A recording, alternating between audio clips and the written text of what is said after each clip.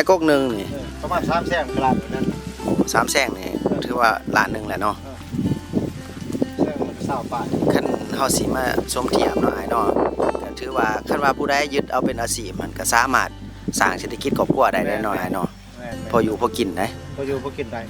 มันเป็นระดับนี้ถือว่าระดับสำนี้แล้วสามารถกุ้มได้แล้วอันส่วนได้ส่วนหนึ่งเงินออกตลาดทั้งประจำวันนะอาชีพประจำวัน อืม มาเป็นอาชีพเสริมของเราเก็บไว้นะเป็นบักเผากะทินะบ่เป็นเผาเพิ่นบาทเท่าใดดอก โอ้ข้าวกะทิ เผากะทิแล้วมันสีหนาๆนะเจ้าด้วยกับบ่ใหญ่ปานใดแต่ว่าสีมันหนาสีมันหนาขายนี่หน่วย20,000แต่ว่าคนจริงมันก็บ่ได้ดอกก็อ้ายๆน้องๆแล้วเต็มกัน